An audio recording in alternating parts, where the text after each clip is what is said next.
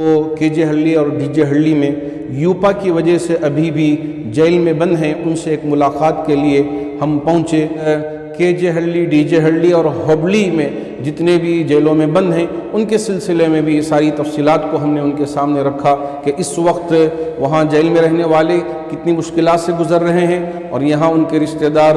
کس مشکلات سے دوچار ہیں۔ ان ساری چیزوں کو ہم نے اس وقت CM کے سامنے رکھی تو ساری باتوں کو سن کر CM نے بہت تسلی بھی دی۔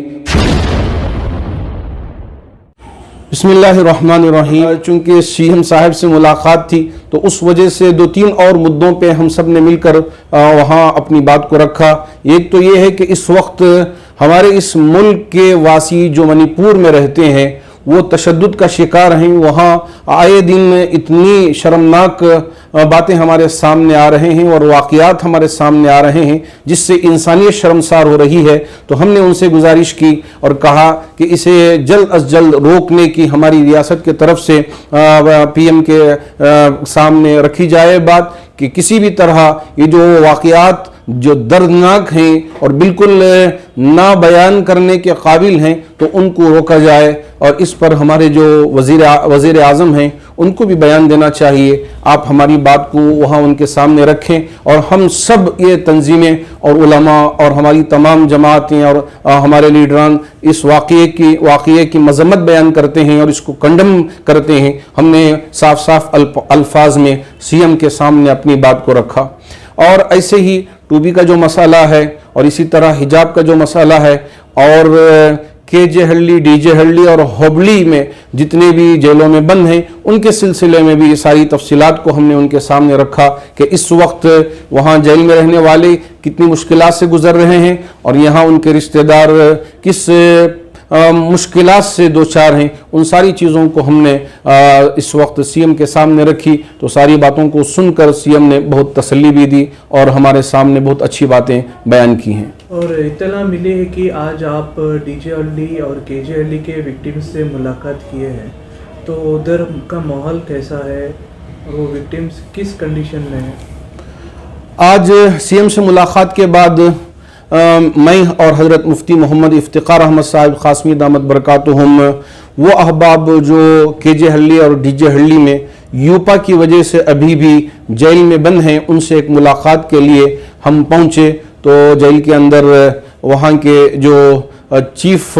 سپریڈنٹ ہیں اور اسی طرح سپریڈنٹ ہیں اور وہاں کے جو پولیس اہلکار ہیں انہوں نے اوپر ہی ان تمام وہاں کے جو 30 پر 8 نوجوان اس وقت اب بند ہیں تو ان کو ایک جگہ جمع کر کے ہم کو ان سے بات چیت کے لیے ایک موقع دیا۔ اس کے بعد ہم نے ساری باتیں ان کے سامنے رکھی کہ آپ لوگوں کے طرف سے ایک چٹھی اور ایک درخواست CM کو پیش کرنے کے لیے حضرت امیر شریعت دامت برکاتہم کی خدمت میں پیش کیا تھا اور اسی طرح حضرت مفتی صاحب کی خدمت میں بھی پیش کیا تھا۔ تو ہم نے حضرت امیر شریعت دامت برکاتہم کی موجودگی میں وہ درخواست CM کو دیا تھا اور آپ کی مشکلات کو ان کے سامنے ذکر کیا تھا، اور اسی طرح ہوبلی میں جو لوگ ہیں ان کی مشکلات کو بھی ہم نے ذکر کیا تھا۔ تو CM صاحب نے اس وقت ہماری ریاست کے جو ہوم منسٹر ہیں پرمیشور صاحب اور ان کی قیادت میں ایک اعلیٰ سطحی کمیٹی جو کابینٹ درجے کی ہے انہوں نے ترتیب دیا ہے۔ اس میں رام لنگا ریڈی صاحب بھی ہیں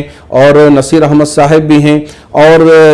دوسرے احباب بھی موجود ہیں۔ تو سب کو لے کر اس مسئلے کو حل کرنے کی اور قانونی دائرے میں رہ کر ان کی مدد کرنے کی باتیں بہت تیز ہوئی ہیں۔ تو ہم ان باتوں کو ان کے سامنے رکھا اور ان کو تسلی دی کہ یہ ہمارا ملک ہے، ہو سکتا ہے کہ کبھی کسی پہ حالات آ جاتے ہیں تو اس سے کبھی بددل ہونا نہیں ہے اور بالکل ہم کو باغی بننا نہیں ہے اور بالکل آپے سے باہر ہونا نہیں ہے، بلکہ ہم اپنے دائرے میں رہ کر